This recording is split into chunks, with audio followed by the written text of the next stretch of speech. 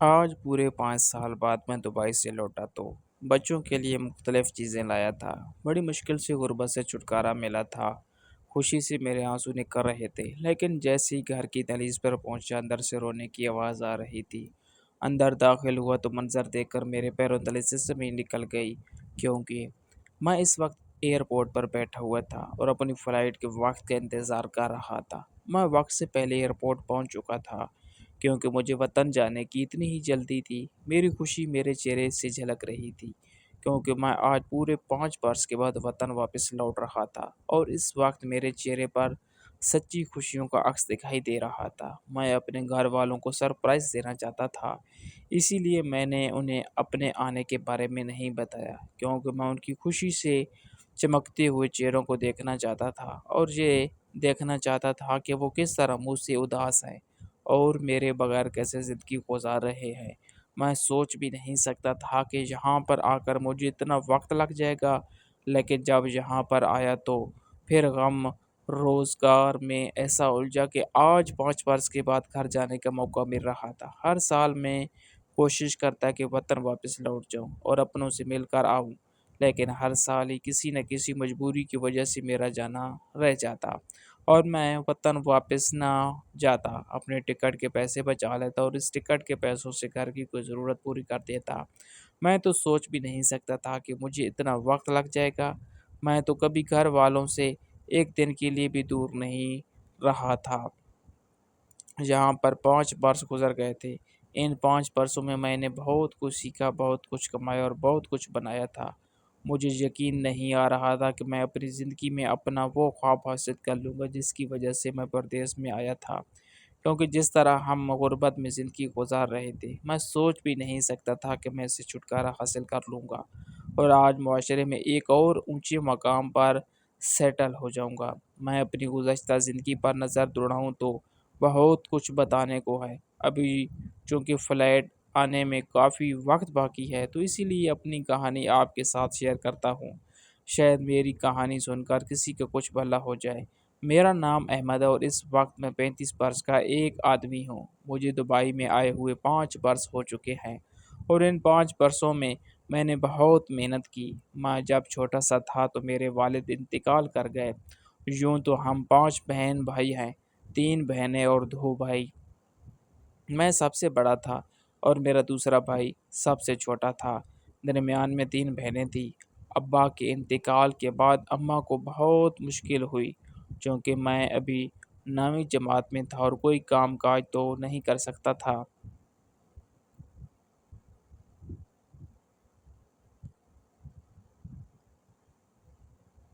جب حالات کا رخ دیکھا تو سوچ لیا کہ اب مجھے بھی کمائی کرنی پڑے گی اور کام کاج کر کے اپنے گھر کی گاڑی کو کھینچنا پڑے گا۔ اسی لیے میں نے جیسے ہی 9ویں جماعت کے امتحان دیے تو میں کام ڈھونڈنے کے لیے نکل کھڑا ہوا، لیکن چونکہ میں چھوٹا تھا، کم عمر تھا، اس لیے مجھے کوئی کام دینے کو تیار نہیں تھا۔ بہت کوشش کر کے مجھے ایک دکان پر سیلز مین کی نوکری ملی۔ یہ دکان بچوں کی گورنمنٹس کی تھی اور میں وہاں پر ملازمت کرنے لگا۔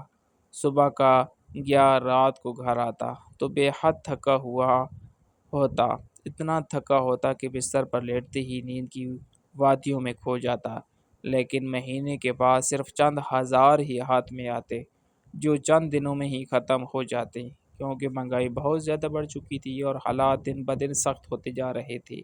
اماں جوڑ توڑ کرتی رہتی، ابا کی جمع پوچھی تھی وہ بھی ختم ہو چکی تھی۔ اماں نے سلائی مشین سنبھالی اور اس کے علاوہ میری بہنیں کڑھائی سلائی کا کام کرنے لگی۔ یوں ملا کر ہم گھر چلانے میں کامیاب ہو گئے، لیکن ایسے میں ایک وقت کا ہی کھانا پورا ہو پاتا تھا۔ ہم سب بہن بھائی صرف ایک وقت کھانا کھاتے تھے، باقی سارے دن بھوکے رہتے تھے۔ میں ان حالات کو دیکھتا تو بہت زیادہ کرتا تھا۔ میں بھی چاہتا تھا کہ اچھی زندگی گزاروں، نئے نئے کپڑے خریدوں، اچھا کھانا کھاؤں، لیکن مہنگائی کے اس دور میں یہ سب ممکن نہیں تھا، اور چونکہ میں ابھی اپنی پڑھائی بھی ساتھ ساتھ کر رہا تھا، اس لیے کم عمر ہونے کے باعث مجھے کہیں اور اچھی ملازمت بھی نہیں مل رہی تھی۔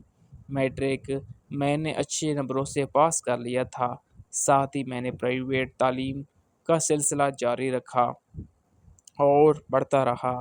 گھر کے حالات ابھی بھی ویسے ہی تھے۔ اب اماں کی پریشانیوں میں ایک اور پریشانی کا اضافہ ہو چکا تھا۔ وہ میری بہنوں کے رشتوں کے لیے پریشان تھی۔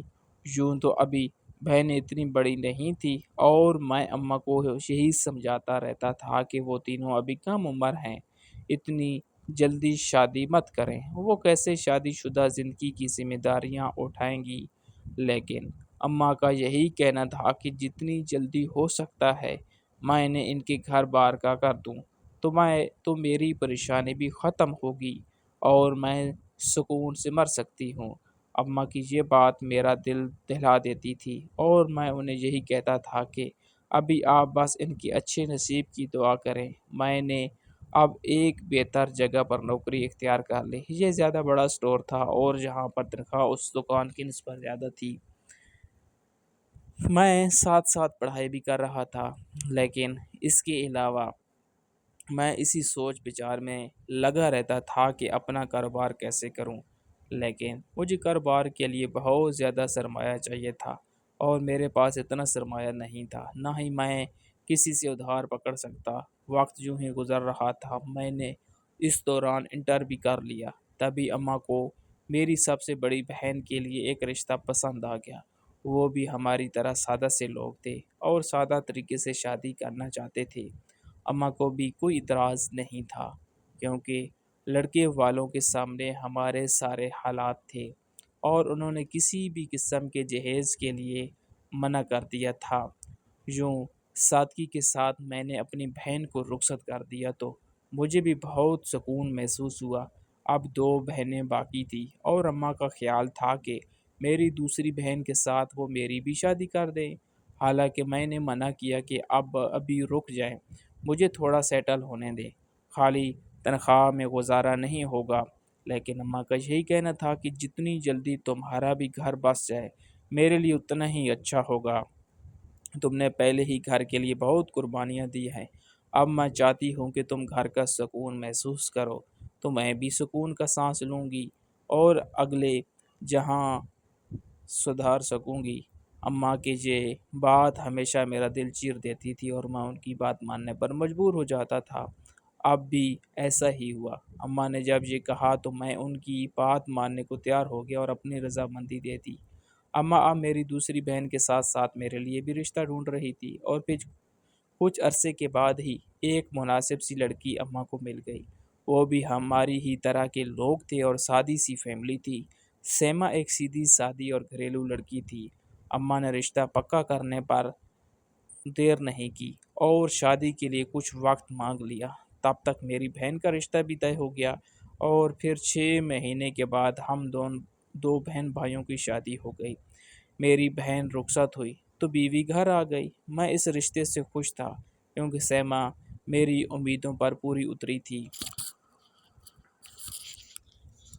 وہ بالکل ویسی ہی لڑکی تھی جیسے شاید میں نے خیالوں میں اپنے لیے تراش رکھی تھی۔ سیما کے ساتھ میری زندگی ایک خوشگوار انداز میں گزر رہی تھی۔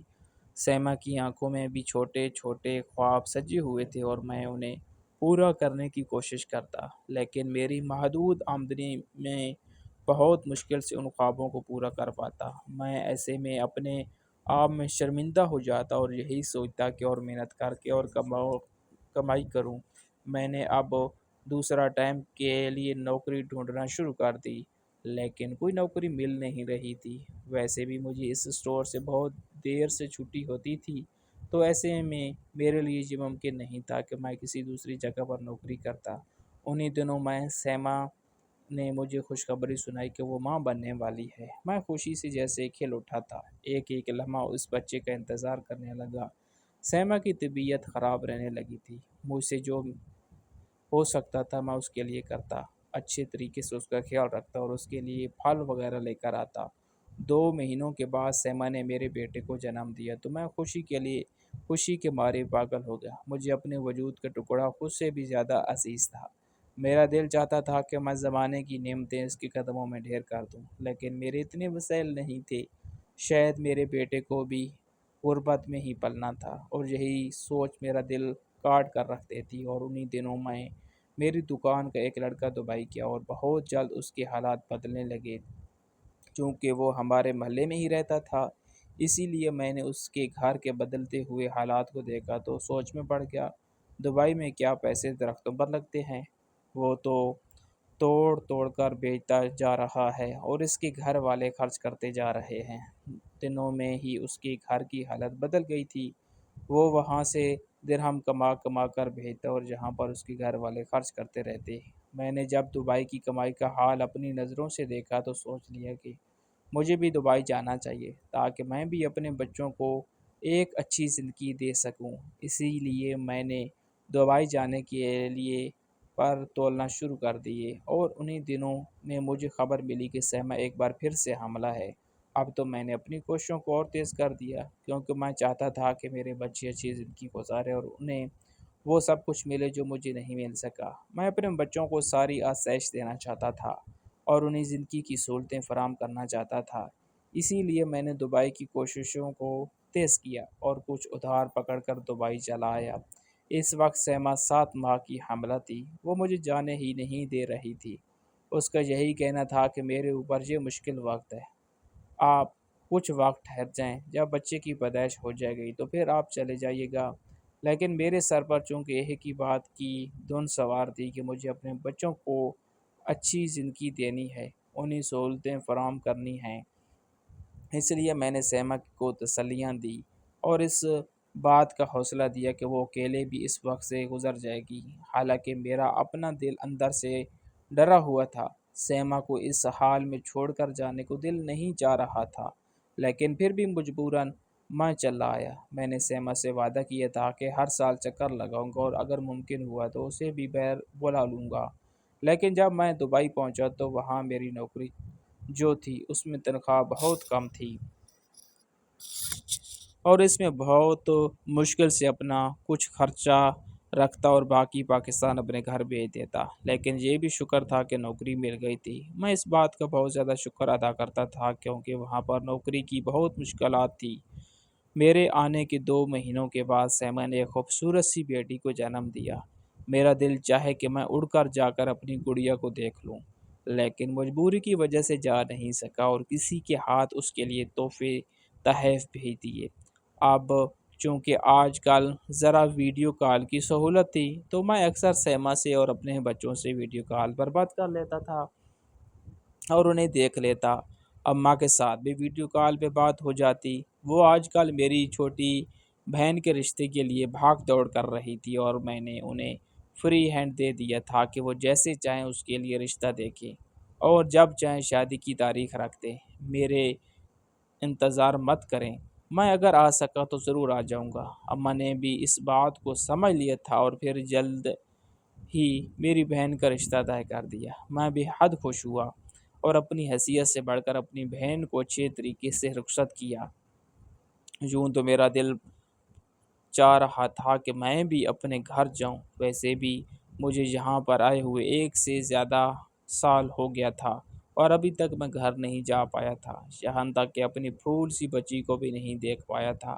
حالانکہ میرا بہت دل چاہ رہا تھا، لیکن پردیس کی مجبوری اور آنے جانے کے اخراجات کا تخمینہ لگا کر میں نے جانے کا ارادہ ملتوی کر دیا اور پھر سے ایک اچھی نوکری کی تلاش میں لگ گیا۔ جس نوکری پر میں پہلے سے ہی جا رہا تھا، اب میں اس سے بہتر نوکری کی تلاش میں تھا کیونکہ میرا تجربہ ہو گیا تھا اور اب مجھے ایک ایسی نوکری چاہیے تھی جس میں تنخواہ زیادہ ہو اور پھر جلد ہی مجھے ایک اچھی نوکری مل گئی۔ میں اس نوکری پر لگا تو میرا ویزا بھی تبدیل ہو گیا اور اب میں پھر سے 1 سال تک پاکستان نہیں جا سکتا تھا۔ اس نے میرے دل کو اداس تو کیا، لیکن میں یہی سوچ کر خوش ہو گیا کہ سال کے بعد پاکستان جاؤں گا، لیکن سال کے بعد میرا خواب ادھورا رہ گیا۔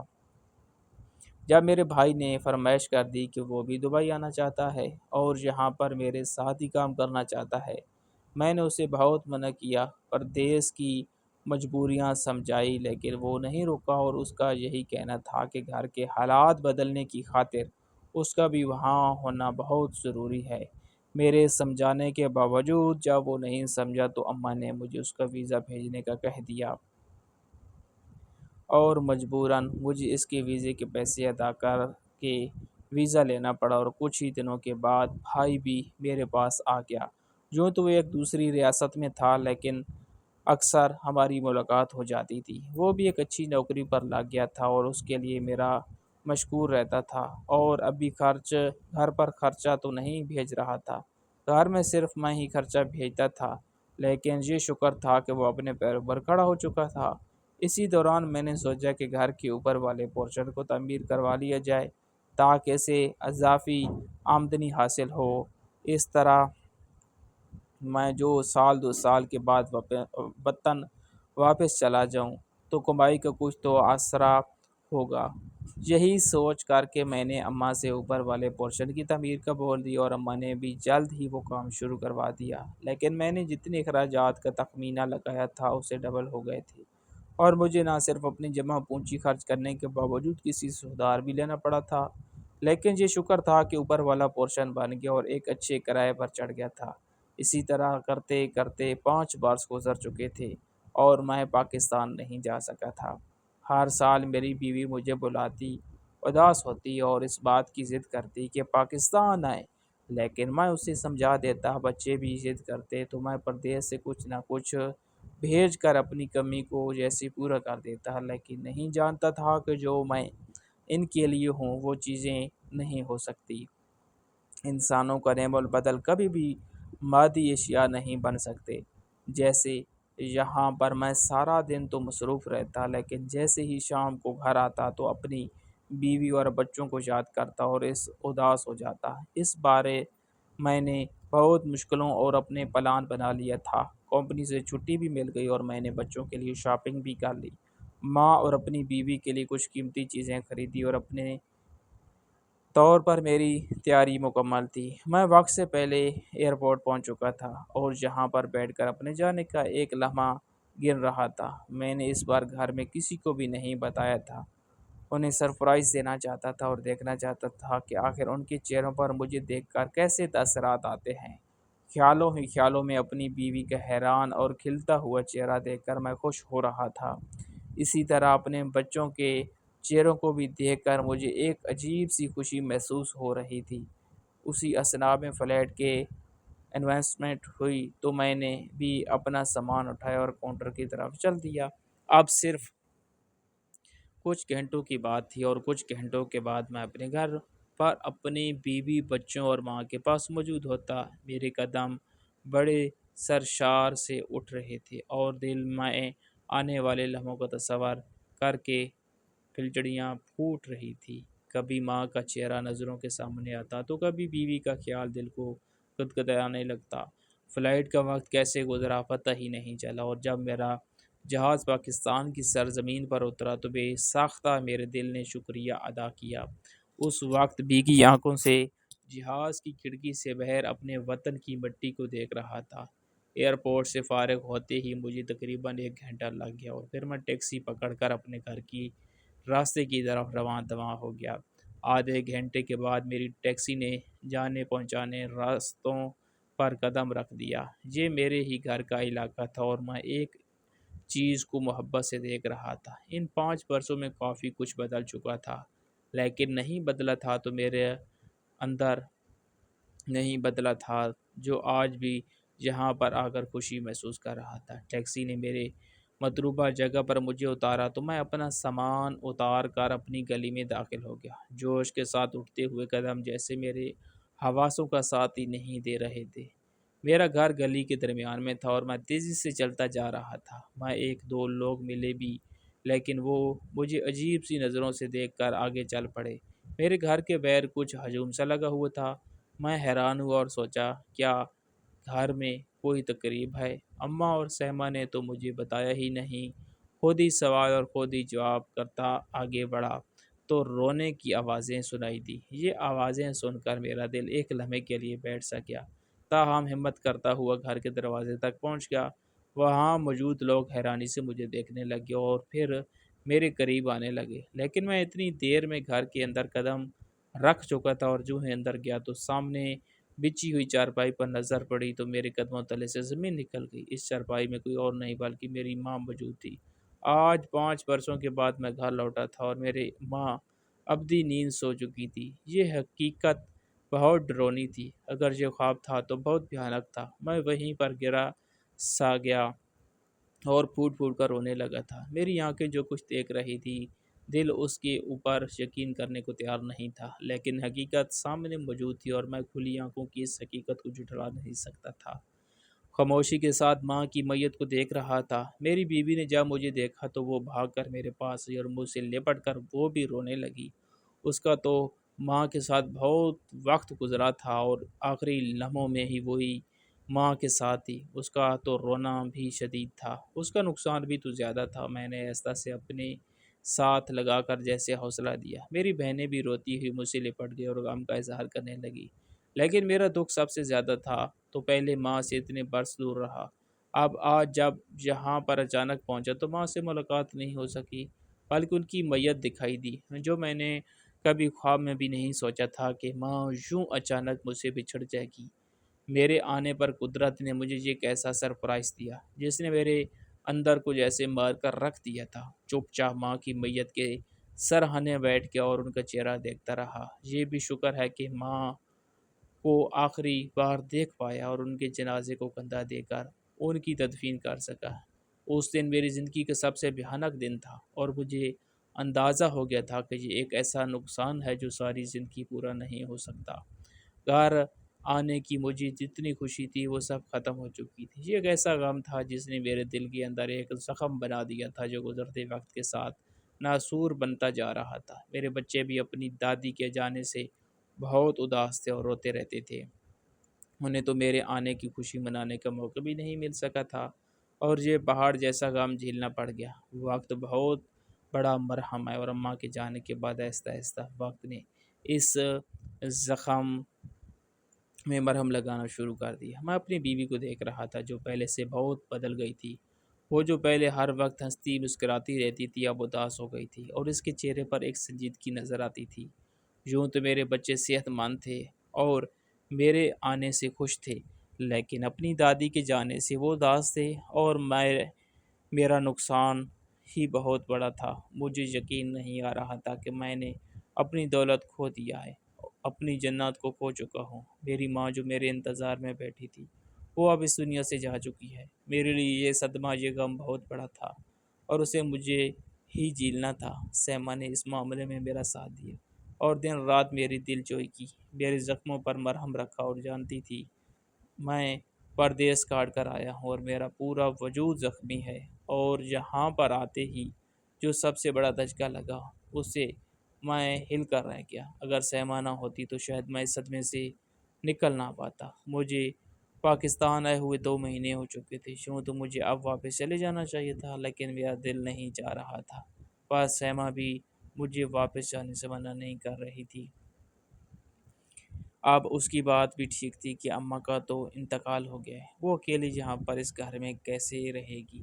ویسے بھی اماں کے جانے کے بعد میں خود بھی بے حد پریشان ہو چکا تھا اور اب میں اپنے بیوی بچوں کی طرف سے وسوسوں کا شکار ہو گیا تھا۔ چھوٹی سی زندگی ہے اور یہ زندگی ہم کتنا عرصہ دور رہ کر گزاریں گے؟ میں نے سوچ لیا تھا کہ اب پاکستان میں ہی اپنا بزنس شروع کروں گا اور یہاں پر رہ کر اپنی بیوی بچوں کے ساتھ وقت گزاروں گا، کیونکہ پردیس میں میں نے کاٹ لیا تھا اور اس پردیس نے میری ماں کو مجھ سے دور کر دیا تھا۔ اب میں اپنی بیوی بچوں کے ساتھ رہ کر اپنے آنے والے وقت کو بہتر بنانا چاہتا تھا اور مجھ پوری امید تھی کہ ایسا ہی ہوگا۔ سیما کو جب میں نے اپنے فیصلے سے آگاہ کیا تو وہ بہت زیادہ خوش ہوئی اور رو ہی پڑی، کہنے لگی میں خود بھی آپ کی جدائی برداشت کر کے تھک چکی ہوں۔ میں نہیں چاہتی کہ اب آپ واپس جائیں۔ بچوں کو، مجھے اور اس گھر کو آپ کی ضرورت ہے اور آپ کے بغیر ہم کچھ بھی نہیں ہیں۔ سیما کی ان باتوں نے میری واپسی کے فیصلے پر یقین کی مور ثابت کر دی تھی اور میں جو پہلے ڈنواں ڈال تھا، اب میں نے پکا ارادہ کر لیا تھا کہ واپس نہیں جاؤں گا، بلکہ یہیں پر رہ کر اپنوں کے ساتھ خوشیاں کشید کرنی ہیں، چاہے میں تھوڑا کماؤں یا زیادہ، لیکن میرے اپنے میرے پاس تو ہوں گے اور میری خوشی کے لیے یہی احساس کافی ہوگا۔ ناظرین، مزید اس طرح کی سبق آموز کہانیاں اور واقعات سننے کے لیے ہماری ویڈیو کو لائک کریں، شیئر کریں اور چینل کو سبسکرائب کرنا مت بھولیں۔ شکریہ۔ اللہ حافظ۔